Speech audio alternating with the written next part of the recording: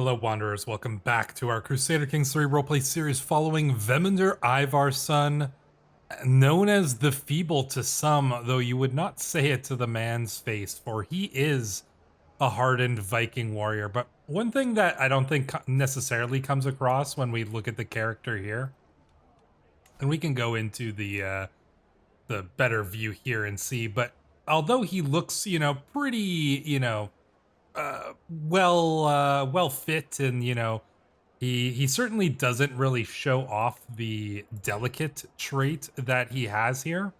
I think it's partially because of the armor and the furs that he wears and the beard and his hair kind of covering it. But I like to imagine Veminder as more of a kind of a thinner, more like wiry kind of build. He's not necessarily super strong, but he's like pretty quick. And he's the type of warrior, he's like the type of man who doesn't necessarily, he's not probably not super tall. I'm imagining him being maybe like, 5'9" or something like that. So not too super tall, not super heavy set or anything like that, but he's just kind of fast. But even more than being fast, I think he's just dangerous in the sense that he's super calm. So in battle, you can't really like ruffle this guy's feathers, and he's callous as well. So he will, he's not a man to hesitate. You can't really, intimidate this guy, is how I see it. And so although he's not one of those like huge brutal warriors like some other Vikings are, or some of the great warriors would be, he is definitely dangerous. And I think that he comes across in in the battlefield, like when you meet eyes with this guy and you see that kind of coldness to his eyes, that like this is not the type of guy that you want to mess with, because he will end you and you might not even see it coming, is the thing. And so that's how I see Veminder here, just in terms of his build. And that's, and some people call him the Feeble because he looks kind of small. He gets sick, relatively easily. But you don't want to call him Feeble to his face, because he will get vengeance. And we kind of know how he goes about that kind of thing. But in any case, a few months have passed since the end of that last episode, since our father Ivar had died, and I don't even know if Veminder still, I don't think he knows about it even yet at this point. Like a couple of months, it's not even necessarily enough time for news to travel all the way from Iberia to this random guy here in England, right? Like, people in England are probably not necessarily talking about Ivar Scallendale all the time. Word might eventually come and it might start getting kind of passed around, but in this time period, things were a lot more localized. Like, Ivar would be famous certainly here in Iberia, and he might probably be remembered in Rome, maybe a little bit in Constantinople. But things were a lot more localized. News didn't travel super quickly or super far necessarily, unless it was like huge events. People would know about the emperor of the Holy Roman Empire, but like, would they know about him way over deep in the Middle East? They might have heard of the guy, but so that's just something to consider, is that like there's not some random messenger being sent off to go and find, like, they don't know where Veminder is. He could be anywhere in the world, and like it would be very difficult to find him. So that's just something to consider, is that Veminder, he might not know that his father is dead yet, and by the time the news reaches him, years could pass, potentially, depending on how things go. I think that's just one thing we need to consider when we're looking at this medieval time period, is that it wasn't they didn't have social media back at these points, obviously. But all I'm saying is that Veminder, he might not be aware of his father's death at this point. Regardless, he does seem to be aware of this interesting woman, Halfreader. He meets her here in a bar in Derby, and well, I mean, she's certainly a vixen, as she's as is said here. I'm intently observing the vixen sitting down herself at a nearby table. The tavern owner called her Halfreader, didn't he? She looks puzzled as I approach her, possibly because my internal turmoil is clear as day on my face. Why would this bother me? I am Vemender of the Leon's Bonnie, damn it. Keep reminding myself of my recent accomplishments in order to remain calm. I feel like Vemender, a man who has 5 children that we know of, and many more children that we don't. I don't think he'd be very intimidated by this woman necessarily, but you know, there's always that, you know, little flicker of nervousness when you see an attractive woman. But I think we're gonna buy her a mug of spiced wine and bring her into our camp. And then we are going to actually, rather than that, because if she comes into our camp, I'm probably gonna make her our concubine, and then we'll have 2 albino concubines, which would be pretty interesting. But I don't want to just buy it off because that just seems like too easy. So let's leave it up to chance. Let's see if she's charmed by us. If we get her into the camp and she's charmed by us, 64% chance, I'll take her as a concubine. If not, then she wasn't charmed by us. So let's see. We fail to entice her. Alas, that would have been a nice one, but you know, such as it is, I find that a little bit more interesting than leaving things just down to money, you know, buying her off. We do need to get some supplies here, so I'm gonna let's see. Yeah, we can get a bit of provisions. I'm gonna look for some extra jobs here. Lucrative opportunities. Interesting. Yeah, let's get some lucrative opportunities here. Then let's head back to our camp. So, like I said, a few months have passed. We did do some more assistance helping Jorvik in a holy war. So we got we did a little bit there. We did lose a few troops in battle, but Ivar did get a kill in the battle. He killed Lieber of Ross. Not a particularly skilled warrior by any means, but he was in the battle and Ivar cut him down all the same, which actually got us the Aspiring Blade Master trait. So we'll see how that plays out. Our prowess seems a little lower than I was expecting. Oh, the Sullied Blade.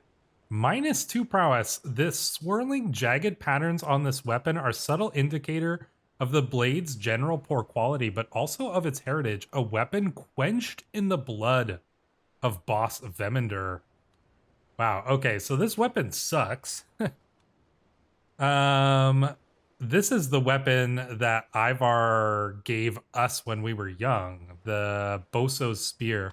A long spear of very fine craftsmanship. The wrought iron head is mounted on a sturdy pine shaft. It is a weapon as elegant as it is deadly, improved by a skillful weaponsmith just before an important tourney. Although this weapon does sound cool, it really does. It sucks.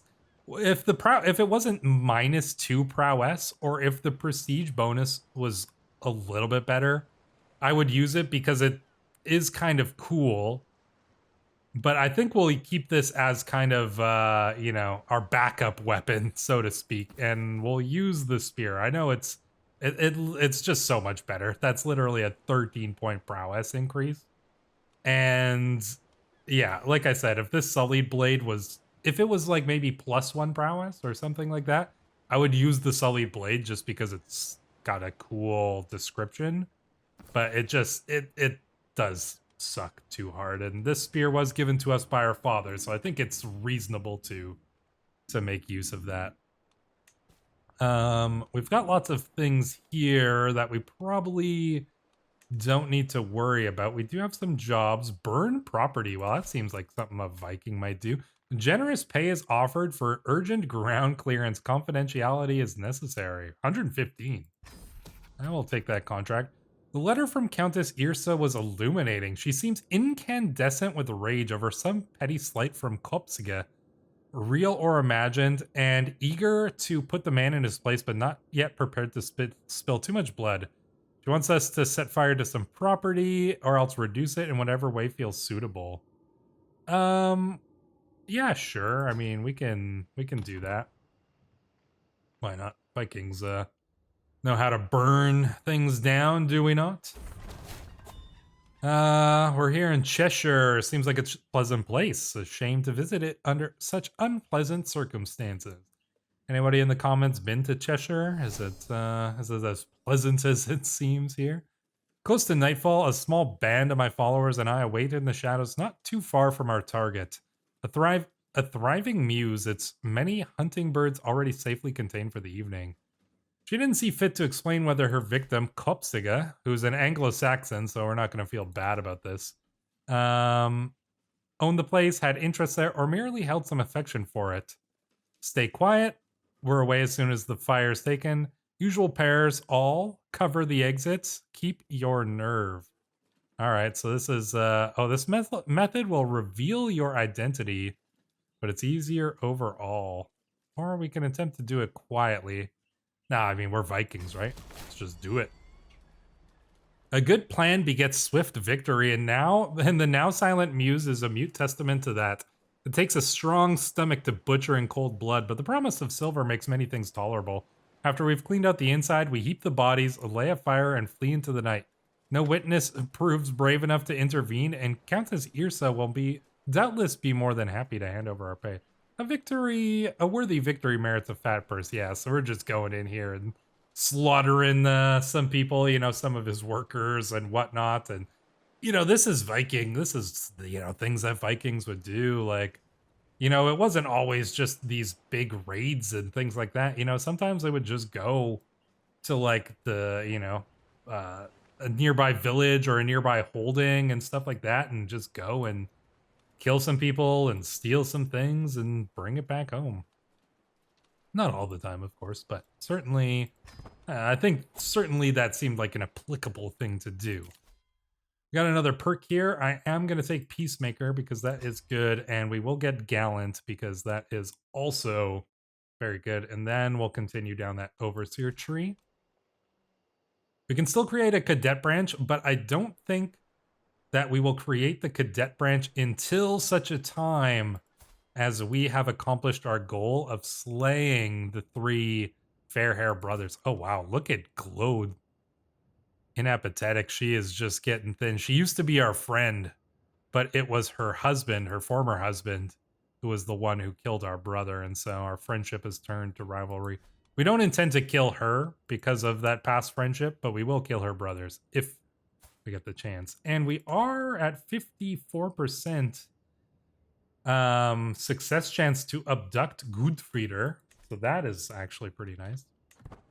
And yes, I do wish that we could challenge him to a duel to the death, but if we challenge him to a fight, it's non-lethal, which is annoying. I wish that we could do a duel to the death.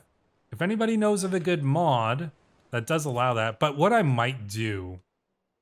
thinking that we might do, like, this guy's probably in hiding, because he knows what happens to his family. He's maybe trying to build up some forces, similar to what Ordonu did. But I think that, he's currently in hiding here.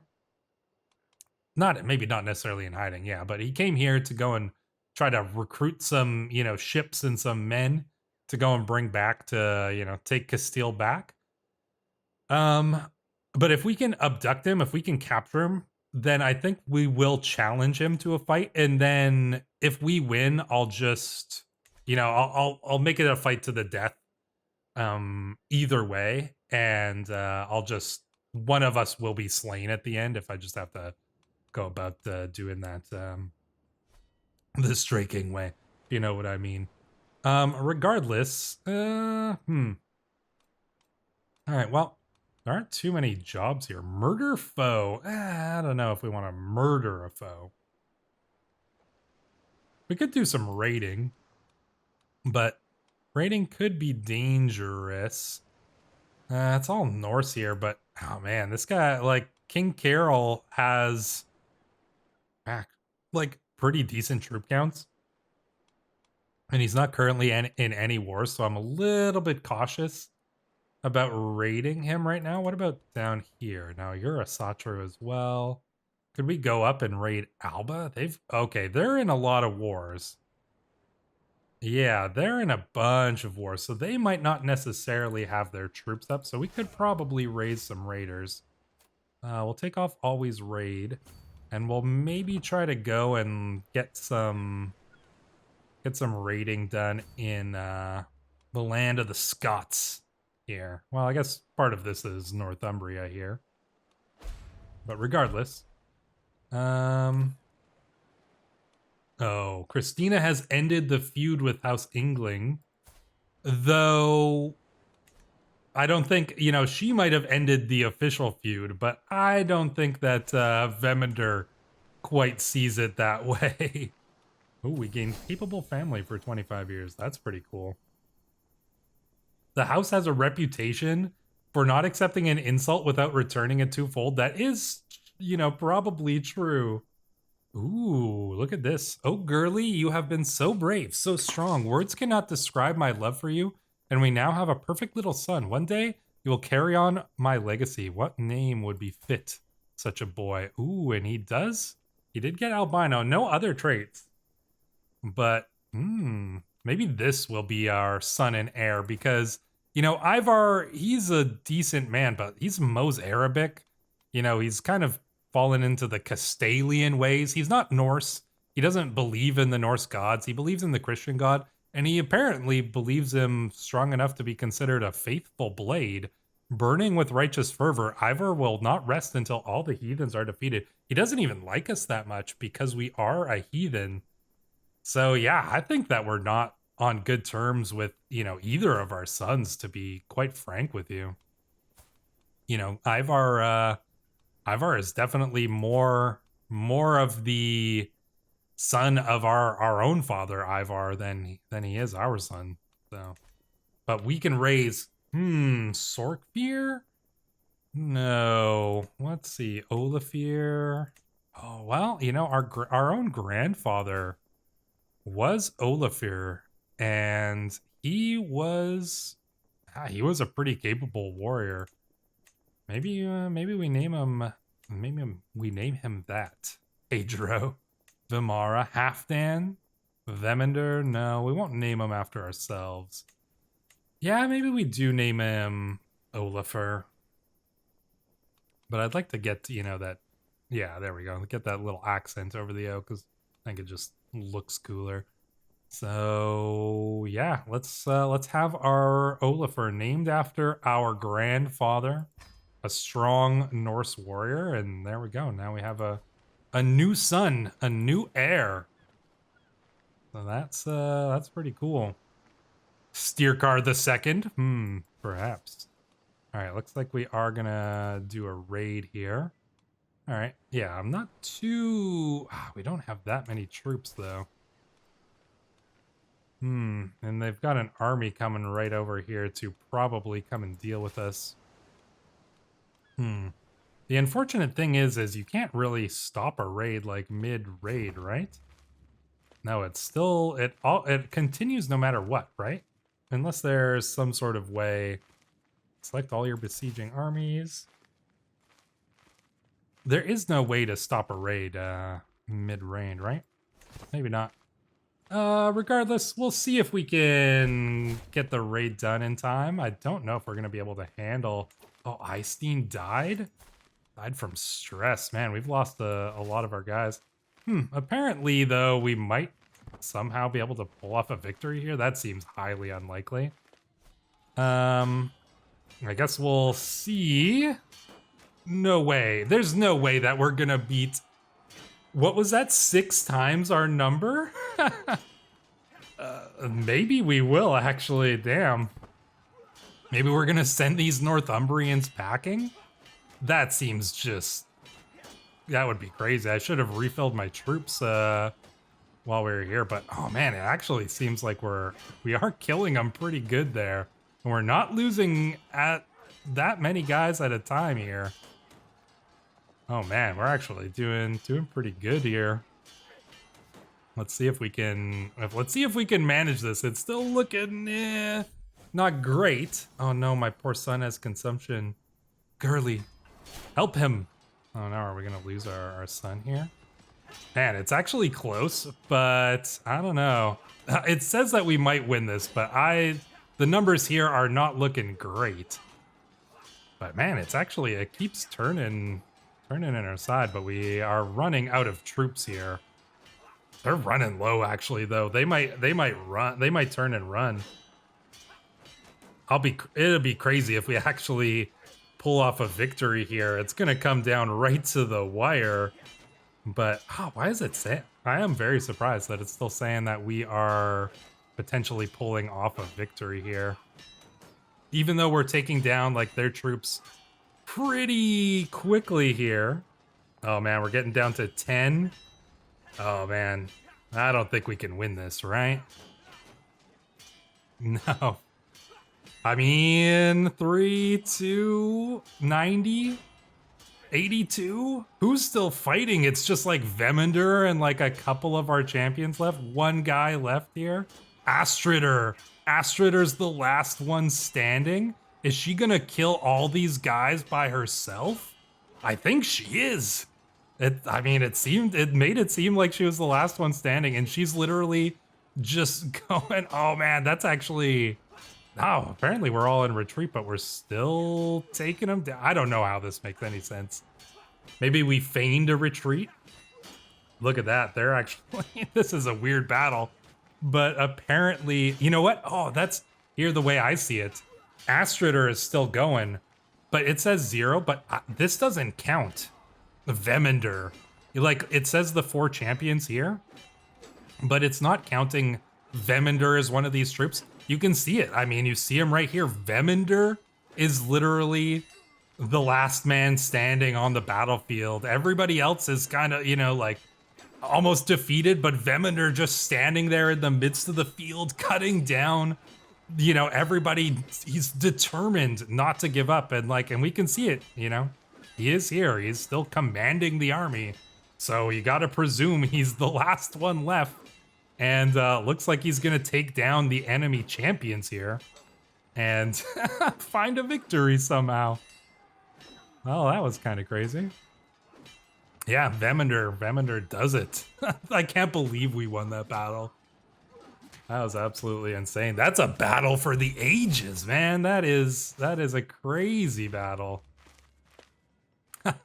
Let's take a look at the details of that. So obviously it doesn't show Vemender getting any kills himself, because that's just, it doesn't work like that in this. But I mean, we saw him. He was commanding the battlefield, and we didn't lose that battle. So that was actually pretty epic. Let's take a look at the events there. Hjalmar was wounded, and he's got consumption, which is unfortunate. Halfreader killed 3 guys. Oh no, she was wounded, but then she ripped a head off a guy. She tore a guy apart limb from limb. Velido was slain. This was a guy we recruited in that last one. And Lope de la Terce, Lope the Rotund, was wounded as well, but somehow we claimed victory there. That was absolutely insane.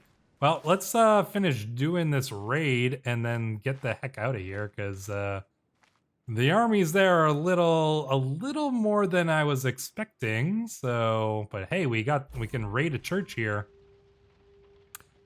Flames and screams surround me in Wigton as my army plunders for valuable goods and prisoners. The acrid stench of burning flesh fills the air. Among the wreckage, a small doll lies cast aside. Its button eyes and hand-stitched smile remind me of the innocents waiting for me back home. Even caked in mud, its soft hair feels so delicate in my hand. I can't help but think that it would make a perfect gift for one of the children at court. Inga, our daughter, who's... Oh no, consumption. Man, consumption is actually ravaging our camp here. Inga would love this. Well, I guess we'll give it to our daughter. But yeah, let's get out of here because... yeah, that battle was a little too close for comfort, as you can probably imagine. So we're gonna sneak back over here and take our money back to our camp, and we're gonna call that a successful raid. Technically, the Bishopric of Wigton. Yeah, that was a crazy battle actually. Vemender managed to pull off a victory though. Studious scheming. Stigander is certainly an asset to my scheme, providing skill, wisdom, and guidance as best he can at every turn. A wise man, Stigandir is. Oh, he could teach us some tutoring, and our intrigue increases by 3. That is actually a huge boost, which is quite nice. All right, let's return to our camp here. There we go. Your culture has discovered public works. Nice. All right, and our raid loot is delivered, so that's not so bad either. I will set down our army for now. Oh, we can make some requests as well. Here, I'll Ingoldir. Could ask him for gold. We could ask him for provisions, but we're full on provisions here. Could ask him for a grand tournament, but no. He does have somebody in his court. A marriageable woman. The Branislava? Probably Branislava, so not going to worry about that. Let us... Oh, yeah, and Countess Irsa owes us as well. We could get provisions from her, too. What I think we might do, first we're going to disband our army. Then we are going to refill our army. I did hire some Huskarls. You might think, you know, they have the same icon as the Varangians, but they actually do something different. So Varangians are pretty strong on damage, toughness, and pursuit, but they have no screen. Whereas Huskarls have actually pretty good screen, and they are countering spearmen and archers, whereas Varangian counter spearmen and heavy cavalry. And then we've got the Vigmen, which are countering skirmishers. So, but the nice thing about the Huskarls is that they are boosted up by our heavy infantry increasing camp positions and things like that. So we are getting some bonuses from that, but we do need to refill here. There we go. Okay, so we can refill with all of our provisions, which I will do because I don't want to spend the money. But then we're going to ask for provisions from Countess Irsa and probably from... Oh, we might be able to purchase more provisions using the gold. I think we'll do that. We'll get the gold from him. Then we can go to the town. Can we buy provisions? Supplies are this way. I'll buy some of those. Oh, yeah, for 179. That does buy us a lot of provisions. I can take the supplies or your stall. Maybe we'll just intimidate the guy. He sees through our empty threats. Ah, come on. All right, let's see what kind of martial duties they have around here. And we'll head back to town. Yeah, let's head back to camp here. What do we have? Instructor of Knights and Instructor of Knights. Not the best ones here. Let's see. We could... No, I don't want to visit the castle holding. I want to build something in my camp. And I'm thinking I want to go for the supply tent here. Provisions capacity plus 50% and supply capacity would be nice. Yeah, there are better ones here. You know, Barber's Tent. I mean, camp gains major resistance to plagues. Would be nice. But I hate, you know, I always take Barber Camp. You know, because it's so good. It is actually extremely good. But I always take it. And so I think we're not going to take it this time, even though... You know, but supply tent makes sense that we would have bring a supply tent. You know, that we are, you know, a traveling, you know, raiding band, essentially. So having a supply tent is good. How's our scheme doing against this guy? We still got to hang out here for a little bit longer. 49% secrecy, though. Oh, we need more muscle. Who do we bring in for our muscle? Hjalmar the Castilian, Gunnar the Mule. Oh, man, Hjalmar would be great. But he demands a lot to join us, even though he's one of our own guys. Leverage your scheme advantages. It does boost it quite a bit. And then, I don't want to bribe you. Prestigious good word and offer a hook. Oh, and use a hook on them? Oh, okay. We don't even need to do that. We can just use our hook on the guy. All right. Yeah. Oh, because we saved him in battle. That's right. Yeah. So we'll use our hook on him to bring him in there, and that's gonna help us get a nice little boost there. Oh no, Olafur died. Oh, come on. Damn. Sickness and pestilence continues its harrowing march through the Leon's Bani, laying low peasants and nobles alike. We lost our dear little son. Oh, what's going on here? To the handsome boss Vemender of the Leon's Bani, it would be my honor if you joined my side in my wars. Who are you fighting against, dear lady? High Chieftain Riord? Oh, okay. In the Manx claim. How many troops? Oh, yeah, we could definitely join you. They'll pay 25, but we could get a little bit more. Ah, you know what? Maybe we do. Maybe we do join your war here. Hiring some Vikings? I mean, that's a smart move. I would dare say. Alright, these armies are... Let's see. Which ones... are one of these on our side? No, Comgal. He's, is he fighting? Who the heck is on our side here? What's her banner? She's the Isle of Man. Okay, so we'll just have to keep an eye out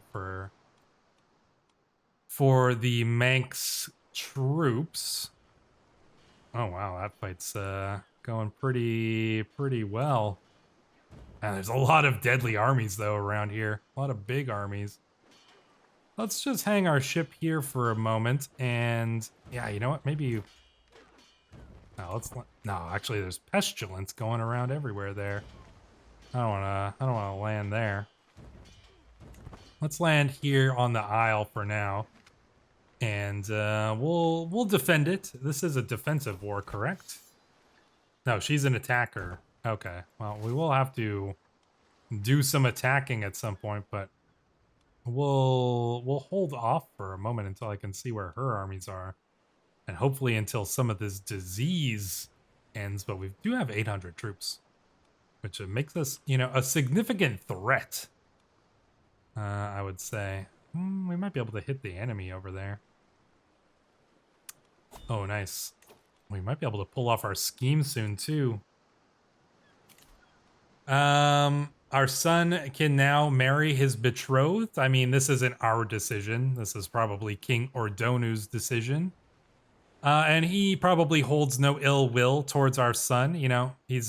We are exiled for another 2 more years.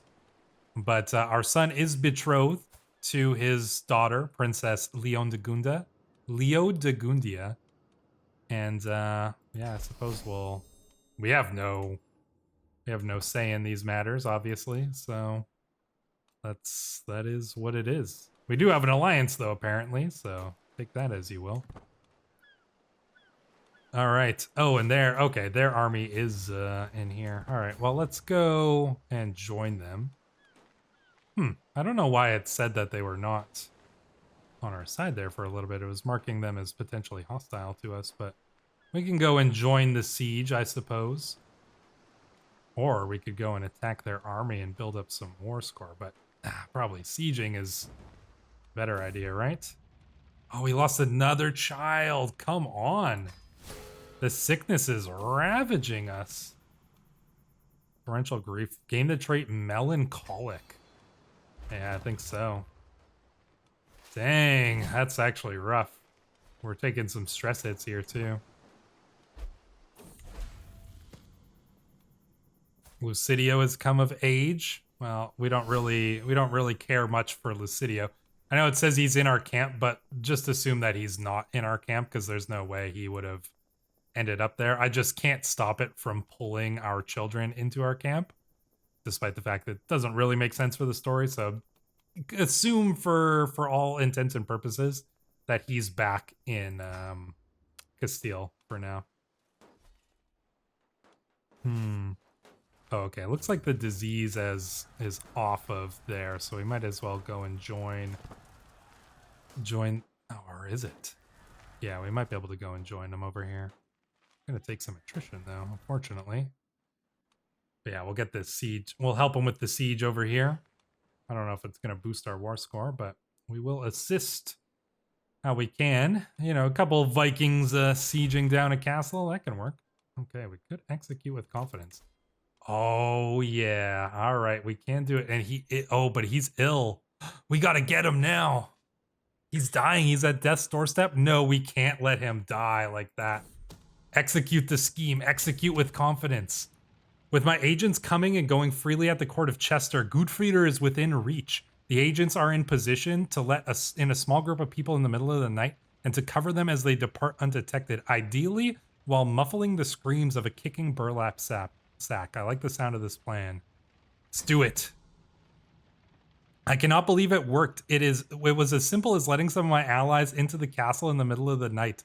Gudfrieder is no doubt kicking himself over the poor security. Thankfully, it's a lot better where he is now. I hope he likes his new quarters. All right. So we probably have like a good chunk of our army over here in Ulster, being led presumably by our camp second here. So Niord. Oh man, we've lost people. That's rough. We're gonna have to fill in some new council positions here. Our wife is sick, or our woman is sick too. Jeez, this disease is being rough right now. Should I have the barbershop? Yeah, I mean that would make this better, but like I said, I don't want to just do the barbershop every time. Regardless, we do have our prisoner. So I imagine probably the people who went and pulled off this scheme. So Veminder would have gone. He probably would have brought some of the capable people in his camp, such as oh well, definitely he brought Stigender for sure, because Stigender, even though he's blind, he is extremely cunning and intelligent. We probably brought Hjalmar with us, and maybe even Gunnar the mule, and then maybe a couple warriors to bring along. And then we sent Astrider, Niord, and Lope the Rotund over to lead our army over here in Ulster. But we did capture the guy, Gudfrieder. All right, so we can't. Oh man, we can. Okay, so we can execute. I did add that mod that gives apparently a lot of extra options for executions: behead, hang, break on wheel, garret, burn at stake, crucify, drown, impale, crush to death, boil alive, flay to death, throw in a snake pit, blood eagle, sacrifice, behead, and devour. I think though that we need to. So, like I said, rather than just executing the man, that seems without honor. So we can't challenge him to a fight. Oh, he has a contagious and deadly disease. He won't fight us. And he's probably not going to get over it. But we can't just let him die in our camp, right? Maybe he's just unwilling to fight us because he's so ill. I don't know what would you do in this situation? You know, he's a capable warrior. Negotiate release. I don't want to release him. Execute him. I really wanted to fight him, but he's just too ill. He's on his deathbed. I don't think Veminder would do something quite so. Behead and devour? Oh my god. No thanks. Sacrifice. Blood eagle. Blood eagle is an extremely cruel punishment. I don't know if we would. I don't think we would just Vikings weren't blood eagling everybody. As far as I'm aware, there's actually very little solid evidence of blood eagles happening, at least regularly. I think it was like a very rare punishment. But like drowning somebody or, hanging them, beheading them, that seems a little bit more reasonable. Sacrificing them to the gods. I think that we will He's not going to get better from this. He's just going to die in our prison, which I don't think we can accept. Oh man, I really wanted to duel him.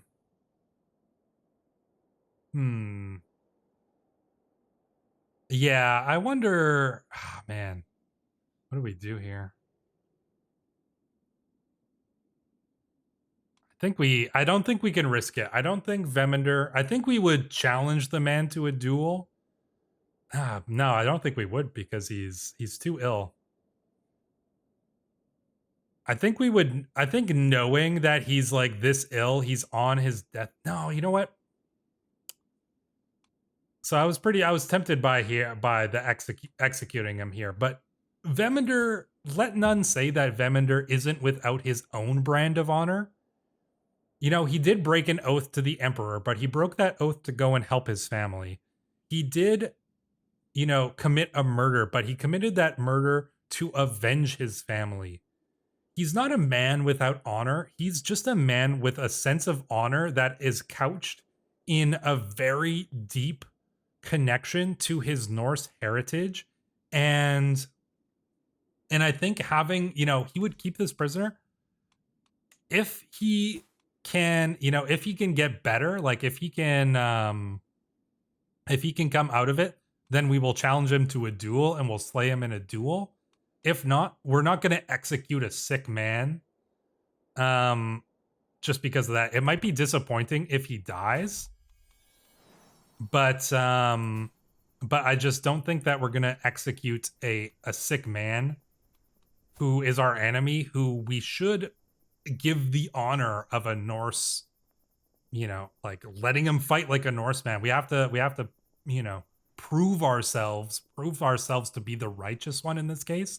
And executing him without any of that, I think would deny us that. And so if he dies, such is the will of the gods.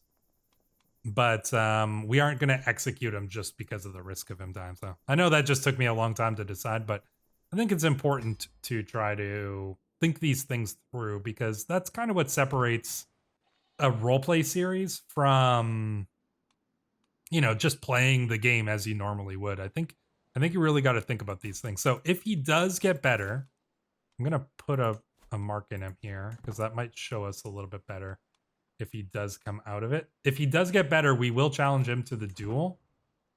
And then we'll fight him. And even though it's a non-lethal duel, whichever one of us wins, I will kill the other one, essentially. But if he dies in our prison, then so be it. But we'll at least give him the chance to recover from his illness there.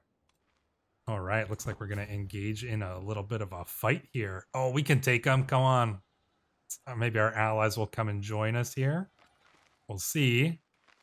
Maybe it looks like they might be coming here. All right, can they catch us? Oh, wow, we just absolutely annihilated. Holy crap, we annihilated the enemy there. They didn't even... Okay. Paradox. Can I take a moment to speak to you now? Come a little closer here. Adventurers are completely broken. You should definitely nerf them. As somebody who has played adventurers quite a bit, I can tell you that they are broken. Regardless, it's still fun to play, but yeah, we can definitely take on armies that are, you know, far bigger than us. And yeah, I know it's because our troops are trained warriors in that sense, but still, regardless. And yeah, I know I'm walking around through these diseased lands, but that's also just, you know, what it is. So can we join our allies in time to turn this battle around? Ah, he died. The twists and turns of fate have not always been to my advantage. Odin knows that I was cursed the day I met Gudfrider. However, that curse has been lifted. Fate has smiled upon me and brought that brooding ogre to his grave. Yeah, I think that this is disappointing that we did not get to slay him ourselves. You know, we captured him. We brought him, you know, we brought him as our prisoner, but he was just like so ill And yeah, I think that Veminder would be pretty disappointed with this. Not disappointed that the man is dead. I think he would take satisfaction in that, and I think that he would believe that this was fate, that that the Weavers have spun this into the fate of Gudfrieder, and that he was destined to die first. But I think Veminder does wish that he was the one responsible for it. But regardless, not one day too soon. So yeah, that's a little bit disappointing that we don't get the kill here in our list. But we did have him in our camp, and I think you guys can all agree that executing him in that circumstance would have been dishonorable. And yeah, we couldn't fight him because he was too ill as well. All right, let's see if we can reinforce our allies here and maybe turn the tides of battle around here. Our dynasty has unlocked the gift givers. Oh, that's not so bad. All right, let's yeah, here we go. We're able to turn. Oh my god, an Astrider slain as well. Oh, it's because she was just ill, slain in battle. Jeez. We're losing people left and right here, guys. This is getting a little bit. This is getting a little bit much. Oh man! All right, another battle here, and Lope is dead too. Oh, and now we've got consumption. Oh man, do no more than what is necessary. All right, we're feeling a little brighter at least. All right, let's get out of these sick lands because this is getting rough. Oh boy. I know, yeah, everybody's like, yeah, probably yelling at me to get out of these lands with consumption, but like, there's only so much you can do. Armies got hit by consumption like this all the time, and honestly, I don't have any problem with losing characters to sickness. Like, that's how it was in these times. And yeah, I don't want to, you know, our armies are fighting in this war here. We're not just gonna like hang around in this one little field that doesn't have illness in it because it's, you know, advantageous to us. Like, we're gonna go and fight. That's literally what we are being paid here to do. So, you know, if we have to risk the illness, if we have to lose some people in battle, if we have to lose some people to sickness, that's just how things went in, you know, in this time period. And so, you know, such as it is. There we go. We mastered a new tactic. Nice. Further enhancing our command skills. Oh, we got the reckless trait. Yeah, I mean, we are being reckless. I'll give you that much at the very least.